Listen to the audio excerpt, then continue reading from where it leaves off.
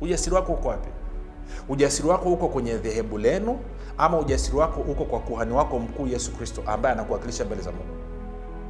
Maana kumbuka, Israel walikuwa hawaruhusiwi kuingia patakatifu patakatifu. Sisi kwa sababu ya kuhani wetu mkuu Yesu Kristo ambaye amefanya kazi akatukamilisha milele, tunaruhusiwa wote sasa hivi kuingia patakatifu patakatifu. In fact, Biblia inatuchagiza kwamba tuingie kwenye kiti cha neema kwa ujasiri, ili kuweza kupokea neema na rehema na kutusaidia wakati wa mahitaji. Kwa nini? Kwa sababu tunaye kuhani mkuu ambaye yuko hapo mbele za Mungu, mkamilifu, mwenye haki, asiyekuwa na mawaa, lawama, dosari wala kasoro. Na kwa sababu yeye yuko hivyo, basi na sisi mbele za Mungu tunahesabika kuwa ni wenye haki, watakatifu, wasiokuwa na mawaa, lawama wala dosari mbele za Mungu. Kwa nini? Kwa sababu ya kuhani wetu mkuu Yesu Kristo.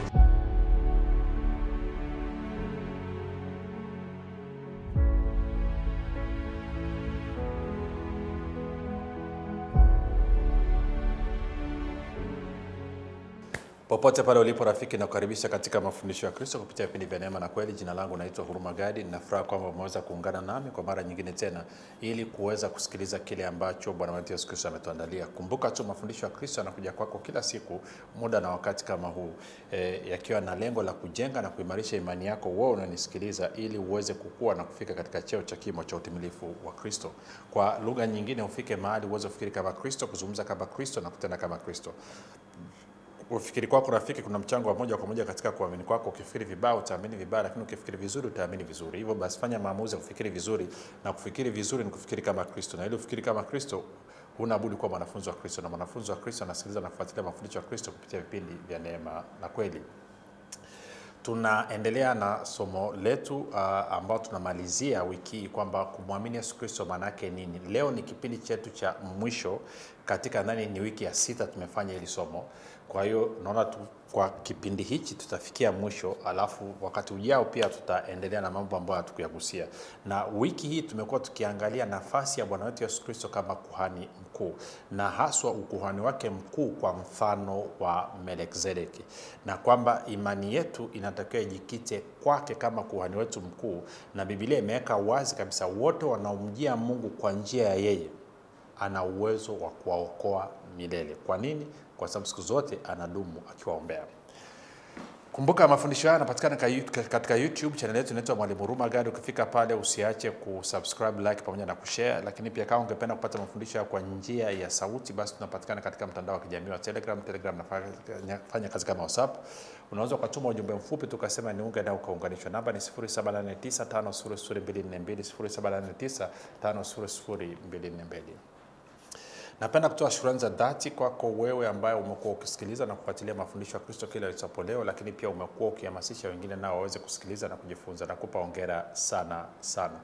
Pia namshukuru Mungu kwa ajili ya kwako wewe ambao umekuwa ukifanya maombi kwa ajili ya vipindi vya neema na kweli, kwa ajili ya kwangu mimi pamoja na timu yako. Nasema asante sana kwa maombi yako. Na mwisho namshukuru Mungu kwa ajili ya kwako wewe ambao umefanya maamuzi ya kuchangia gharama za kupeleka injili kwa njia ya redio, ili watu wengi zaidi waweze kufikiwa. Kwa hiyo nakupa hongera sana sana.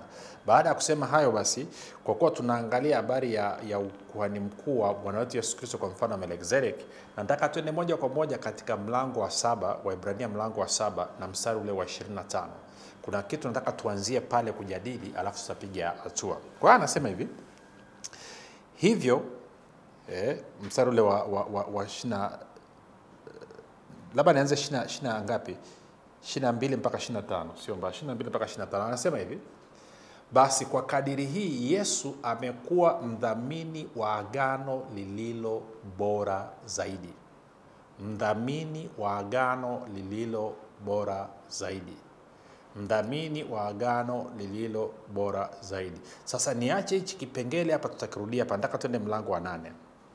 Mlango wa 8 anasema hivi, nianze mstari wa ngapi? Mstari wa 6. Anasema, lakini sasa, yaani Yesu Kristo kama kuhani wetu mkuu, amepata huduma iliyo bora zaidi, kwa kadiri alivyo mjumbe wa agano lililo bora, lililoamriwa juu ya ahadi zilizo bora. Maana kama lile la kwanza lingalikuwa halina upungufu, nafasi singelitafutwa kwa lile la pili. Anasema maana awalaumopo asema, angalia, okay. Nisome mstari wa 6 mpaka wa 7, lakini wacha tusome kwenye tafsiri tofauti ni kuonyesha kitu kimoja hapa. Kwenye tafsiri ya neno, ama nianze Biblia Habari Njema. Biblia Habari Njema anasema hivi: lakini sasa Yesu amepewa huduma ya kikuhani iliyo bora kuliko yao ya kinani, ya Haruni na Lawi, kama vile agano alilolithibitisha kati ya watu na Mungu ni bora zaidi, kwani lina msingi wake katika ahadi za mambo yaliyo bora zaidi. Maana kama lile agano la kwanza halingekuwa na dosari, hakungalikuwa na haja ya agano la pili. Neno anasema hivi: lakini huduma aliyopewa Yesu ni bora kuliko yao, kama vile agano ambalo yeye ni mpatanishi wake lilivyo bora zaidi ya lile la zamani, nalo limewekwa misingi ya ahadi zilizo bora zaidi. Kwa maana kama hapakuwa na kasoro katika lile agano la kwanza, pasingekuwa na haja ya kutafuta nafasi kwa ajili ya jingine. Kwenye TKU anasema hivi: lakini kazi ambayo tayari imetolewa kwa Yesu ni kuu zaidi ya kazi iliyotolewa na makuhani hao. Kwa jinsi hiyo hiyo, agano jipya ambalo Yesu alileta kutoka kwa Mungu kuja kwa watu wake ni kuu zaidi kuliko lile la zamani, na agano jipya limeelemea katika ahadi bora zaidi. Kama kusingekuwa na makosa katika agano la kwanza, kisha kusingekuwa na haja la agano la pili. Kwa hiyo sasa Bwana Yesu inasemekana kwamba yeye ni mdhamini wa agano lililo bora zaidi, ni mjumbe wa agano lililo bora zaidi. Ili agano lina ahadi zilizo bora zaidi, na ili agano ni bora kuliko agano la kale. Sasa anasema agano la kale ambalo ni lile la Musa, ambalo ni agano la kale, lilikuwa lina dosari, lilikuwa lina makosa, lilikuwa lina mapungufu. Ndio maana Mungu akaona alete agano jipya. Sasa kama utakumbuka, tuliona wakati tunaangalia Waebrania 10 kwamba utaratibu uliokuwepo kwenye agano la kale, utaratibu wa kushughulikia dhambi, ilikuwa utaratibu ule ulikuwa hauwezi kuondoa dhambi. Ndio maana lilikuwa linawaacha wale watu wanaomwabudu Mungu kuwa na dhamiri ya dhambi. Bado walikuwa wanajisikia hatia ndani mwao, pamoja na kwamba dhabihu zilikuwa zinatolewa kila siku na mara moja kwa mwaka kwa kuhani mkuu, na wao wanatoa kila siku kupitia makuhani. Kitu ambacho kinafanana kabisa leo hii na watu ambao wanafanya maombi ya rehema ama ya utakaso kila siku. Kuna watu wanaomba usiku kabla ya kulala, wanaomba asubuhi kabla ya kwenda kazi. Ndio kitu cha kwanza. Wakiamka tu wanaomba msamaha wa dhambi zao kabla ya kulala. Lakini hawa watu hawajawahi kuwa na uhakikisho ndani ya dhamiri zao kwamba kweli dhambi zao zimeondolewa. Kwa nini? Kwa sababu wamekataa kutia imani katika Yesu Kristo ambaye ni kuhani wao mkuu, ambaye ni mjumbe na mdhamini wa agano lililo bora zaidi, agano ambalo lina ahadi zilizo bora zaidi. Kwa ndicho ambacho kinachozungumza. Kwa hiyo kwa lugha nyingine anasema agano jipya ni kwa sababu agano la kale lilikuwa lina dosari, lilikuwa lina kasoro, lilikuwa lina mapungufu. Sasa kama Mungu mwenyewe anasema agano la kale lilikuwa lina mapungufu, lilikuwa lina kasoro, lilikuwa lina dosari, kiasi kwamba katika mlango wa 10 akasema dhabihu na matoleo kwa ajili ya dhambi hakutaka kabisa, ameyakataa. Na kwa maana amemtuma mwanae mpendwa aje achukue mwili, ili kupitia mwili huo aliondoe agano la kwanza la kale, alisimamisha agano jipya. Wewe ni nani unayeng'ang'ania utaratibu wa agano la kale? Lakini nikakueleza pia ambalo hili linatisha zaidi, kwamba makanisa mengi utaratibu wanaofuata kushughulika na dhambi haujajikita katika agano la kale wala haujajikita katika agano jipya. Unasema kwa wametoa wapi? Maana yake hayo ni mapokeo ambao wamepokea kutoka kwenye kipindi cha giza. Kwa Kiingereza tunasema medieval. Kwamba karne ya 5 mpaka karne ya 15 kuna kipindi cha miaka 1000 kanisa liliingia kwenye giza, na kwa maana hiyo mafundisho mengi ya upagani yakaingizwa kanisani. Platonism na Socratism. Maana yake ni kwamba kuna wanafilosofa ama wanafalsafa, alikuwa mmoja anaitwa Plato na mwingine alikuwa anaitwa Socrates. Hayo mafundisho yao na Aristotle pia ndio amekuja yakaingizwa ndani ya kanisa.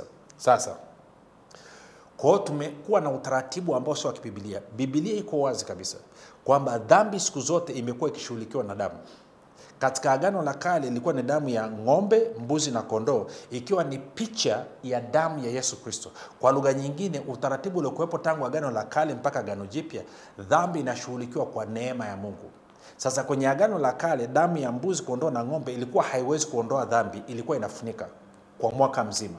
Na lengo na kiu na shauku ya Mungu ilikuwa ni kumuondolea mwanadamu dhambi milele, na kwa maana kumfungua dhamiri yake kutoka katika hatia ya dhambi, ili aweze kuwa huru kumwabudu Mungu na kumtumikia Mungu kama anavyosema kwenye Waebrania 10, katika moyo wa kweli na katika dhamiri njema na iliyo safi.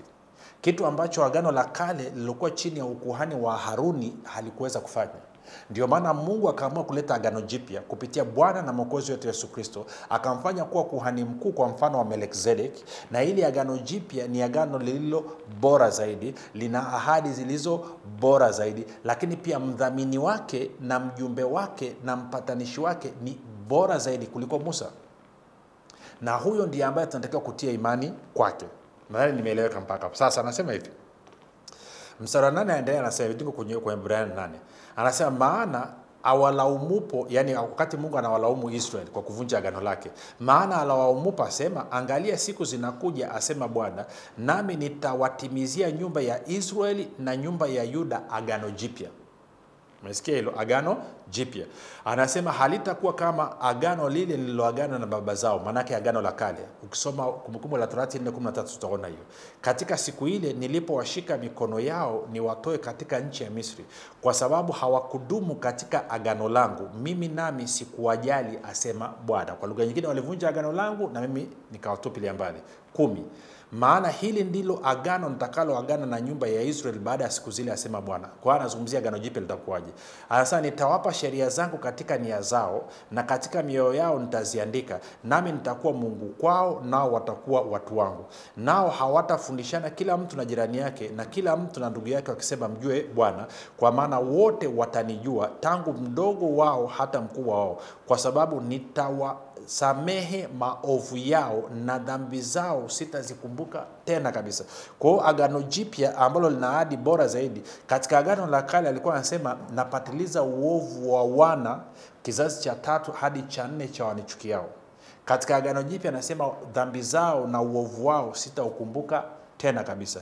Lakini hajaishia hapo, tunasema sheria zangu na hukumu zangu na maagizo yangu nitaandika kwenye mioyo yao, nitaandika kwenye fikra zao. Na ukisoma kwenye Ezekieli 36 anasema nitawapa roho wangu, huyu roho wangu atawaendesha ama atawawezesha kutembea, atawawezesha kutimiza, atawawezesha kutembea na kuishi kwa ukamilifu chini ya nini? Ya hizi sheria, hukumu na amri zangu. Na ndio maana agano jipya linasisitiza sana habari ya sisi kuongozwa na Roho. Kwa sababu Roho amekuja sio tu kutuongoza, lakini kutuwezesha kutembea sawa sawa na ambavyo Mungu anataka. Kwa anasemaje mstari wa 13? Anasema kwa kule kusema agano jipya amelifanya lile la kwanza kuwa kuukuu. Lakini kitu kianzacho kuwa kuukuu na kuchakaa karibu na kutoweka. Kwa hiyo kwa lugha nyingine anasema kwa kuwa agano jipya limekuja, agano la kale limekuwa kuukuu, na kwa maana hiyo halina nafasi tena katika maisha ya agano jipya. Sasa turudi kule kwenye mlango wa 7. Tulikuwa mstari wa 22. Waebrania 7:22. Kwa hiyo nilikuwa nimesoma akasema hivi, basi kwa kadiri hii Yesu amekuwa mdhamini wa agano lililo bora zaidi, ambayo tunataka kulizungumza sasa hivi.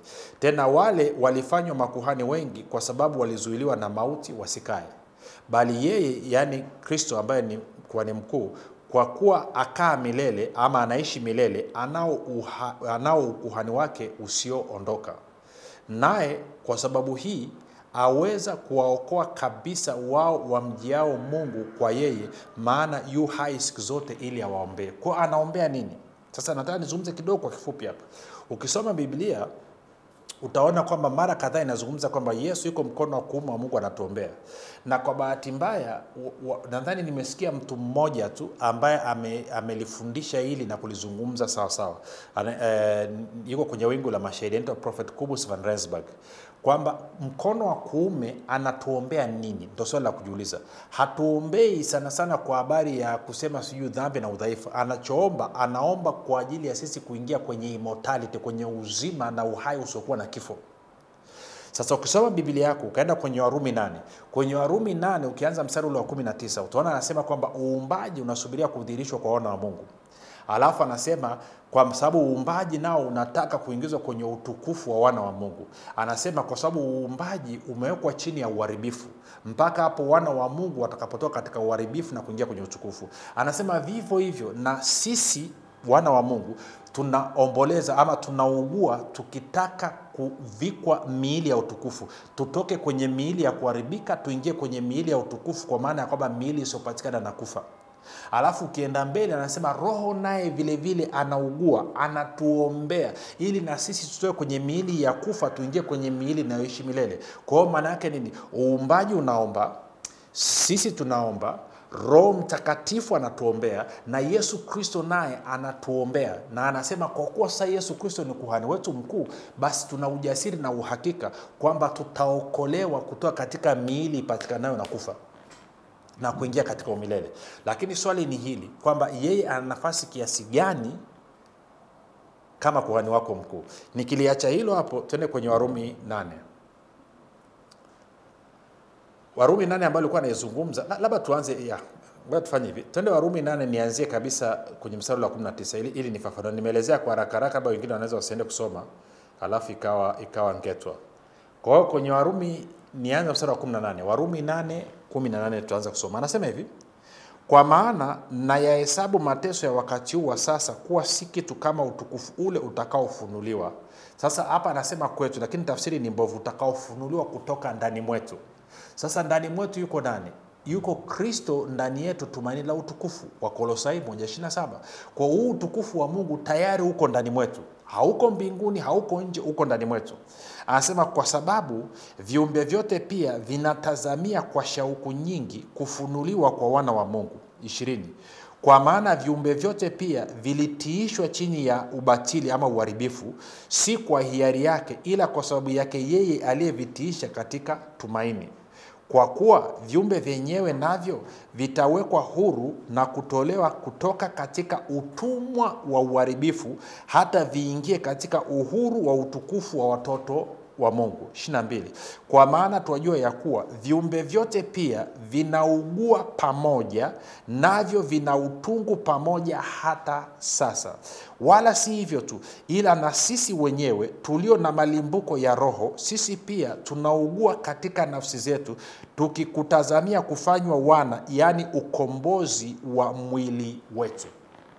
Kwa lugha nyingine, tufike mahali kwamba Mungu alitupa Roho Mtakatifu kama arabuni, kama down payment, kama deposit, akithibitisha kwamba miili yetu itavaa kutokufa, miili yetu itavaa kutokuharibika. Kwa hiyo sasa, kwa kuwa huyu Roho tunaye na ni guarantee, ndio uthibitisho kwamba kweli tutavaa kutokuharibika, maana yake anasema huyu Roho anaugua ndani mwetu. Sisi tunaugua, uumbaji unaugua. Kwa hiyo ndio anasema hivi, wala si hivyo tu, ila na sisi wenyewe tulio na malimbuko ya roho, sisi pia tunaugua katika nafsi zetu, tukikutazamia kufanywa wana, yani ukombozi wa mwili wetu. 24.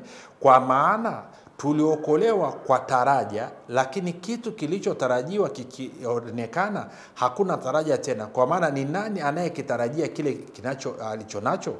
Bali tukikitarajia kitu tusichokiona, twakingojea kwa saburi. 26. Kadhalika Roho naye utusaidia udhaifu wetu, kwa maana hatujui kuomba jinsi tupasavyo. Kwa lugha nyingine, hatujui tuombeje ili miili yetu isipatwe na mauti. Anasema hatujui namna ya kuomba, na kwa maana hiyo tumepewa Roho Mtakatifu ambaye ni arabuni ya uthibitisho kwamba miili yetu itavaa kutokufa na kutokuharibika. Sasa anasema huyu Roho anatusaidia kuomba, kwa sababu si hatujui tuombeje, lakini Roho anajua tunatakiwa tuombeje, ama anajua namna ya kuomba sasa na mapenzi yake Mungu. 26 anasema kadhalika Roho naye hutusaidia udhaifu wetu, kwa maana hatujui kuomba jinsi tupasavyo, lakini Roho mwenyewe hutuombea kwa kuugua kusikoweza kutamkwa. Kwa Roho anatuombea kusikoweza kutamkwa. Kwa maana nini? Hawa watu wanatakiwa watoke kwenye uharibifu, miili yao inatakiwa itoke kwenye kufa iingie kwenye utukufu. Anasema na yeye, yani Mungu aichunguzaye mioyo, aijua nia ama anajua fikra za Roho ilivyo, kwa kuwa Roho huwaombea watakatifu kama apendavyo Mungu. Kwa hiyo Mungu nini? Mapenzi ya Mungu ni sisi tuishi milele katika mwili hapa duniani. Kwa hiyo anaendelea anasema 28. Nasi twajua kwa kuwa katika mambo yote Mungu hufanya kazi pamoja na wale wampendao katika kuwapatia mema, yaani wale walioitwa kwa kusudi lake. Kumbuka tulivyoanza wiki hii tuliona kwamba Yesu Kristo ni mtume na kuhani mkuu wa mwito wetu wa mbinguni, na nikakwambia mwito wetu wa mbinguni kwamba anataka tuishi milele hapa duniani katika mwili. Okay. Anasema maana ama kwa sababu wale aliowajua tangu asili, yani kabla kuwekwa misingi ya ulimwengu, aliwachagua tangu asili wafananishwe na mfano wa mwana wake, ili yeye awe mzaliwa wa kwanza miongoni mwa ndugu wengi. Yesu ni mzaliwa wa kwanza miongoni mwa ndugu wengi, na muktadha kinachozungumzwa hapa ni mzaliwa wa kwanza kutoka katika walio wafu. Kwa lugha nyingine, alivyofufuka anahesabika ni mzaliwa wa kwanza. Na kwa maana hiyo sasa sisi tumeitwa ili tuweze kufanana na Yesu aliyefufuka, Yesu aliyeshinda mauti, ambao Warumi 6 anasema akiisha kufufuka hafi tena wala mauti haimtawali. Huyo ndio ambaye tumeitwa kufanana naye. Sasa anaendelea anasema hivi 30. Na wale aliowachagua tangu asili hao akawaita, na wale aliowaita hao akawahesabia haki, na wale aliowahesabia haki hao akawatukuza. Kwa hiyo Mungu ametuita, akatuhesabia haki, akatutukuza ili tufanane na Yesu Kristo aliyefufuka kutoka katika wafu, ambaye ameshinda mauti, ambaye hafi tena, ambaye mauti haimtawali tena. Sasa anaendelea anasema hivi, basi tuseme nini juu ya hayo? Mungu akiwapo upande wetu, ni nani aliye juu yetu ama kinyume chetu? Yeye asiyemwachilia mwana wake mwenyewe, bali alimtoa kwa ajili yetu sisi sote, atakosaje kutukirimia na mambo yote pamoja naye? 33. Sasa ni nani atakayewashtaki wateule wa Mungu? Mungu ndiye mwenye kuwahesabia haki. Huyu anataka kukushtaki ili wewe hukumiwe adhabu ya kifo nani? Maanake Mungu ndiye aliyekutangaza wewe kuwa ni mwenye haki. 34 anasema ni nani atakayewahukumia adhabu nini? Adhabu ya kifo. Kristo Yesu ndiye aliyekufa, na zaidi ya hayo amefufuka kutoka katika wafu, naye yuko mkono wa kuume wa Mungu, tena ndiye anayetuombea. Kwa hiyo anasema huyu anayesema kwamba wewe lazima ufe ni nani? Maana kwa habari ya makosa yako na dhambi zako Yesu Kristo alizichukua, Mungu akaihukumu dhambi pale msalabani, akaondoa isiwepo tena, Warumi 8:3-4. Alafu Yesu Kristo kwa kuwa amelipia adhabu ya kifo, yuko mkono wa kuume baada ya kufufuka, anakuombea wewe ili nini? Ili usipatikane na mauti, kwa sababu yeye alishalipia. Sijui kama unaliona hili. Ndio kazi anayofanya Yesu Kristo mkono wa kuume. Ndio maana kwenye Waebrania 7 anasema kwamba ana uwezo wa kutuokoa kabisa, to save us to the uttermost. Ana uwezo kabisa kutuokoa kutoka katika mauti, kwa maana yeye ameshinda mauti na mauti iko chini ya miguu yake, lakini yuko mkono wa kuume wa Mungu anatuombea sisi tusife, kwa sababu yeye alishakufa akalipia. Na kwa maana hiyo anatuombea sisi tusife. Kwa nini? Kwa sababu Mungu ametuhesabia haki, hakuna kutushtaki. Na kwa habari ya kama makosa, Yesu alishakufa akalipia. Kwa hiyo maana yake tulichobakiwa nacho ni kimoja, tukuishi milele. Lakini swali linabakia pale pale, imani yetu kwa Yesu Kristo kama kuhani wetu mkuu ikoje? Na je, tunaongozwa na sheria ya roho wa uzima ama tunaongozwa na sheria ya dhambi na mauti? Kama unaishi kwa kufuata torati ya Musa, amri 10 ndio inayokuongoza, maana yake wewe uko chini ya sheria ya dhambi na mauti. Kwa hiyo huyu Yesu ambaye ni kuhani mkuu hawezi kukusaidia. Maana yake anakusaidia sawa sawa na sheria ya Mungu ya roho wa uzima. Ndio maana unatakiwa utoke kwenye torati uje kwenye neema ya Mungu. Unatakiwa uanze kuongozwa na roho badala ya kuongozwa na amri 10. Ukiamua kuendelea kuongozwa na amri 10, torati, sheria, basi ni dhahiri wewe utakufa. Kwa nini? Kwa sababu hakuna mwenye mwili anaweza kuhesabiwa haki mbele za Mungu kwa matendo ya sheria.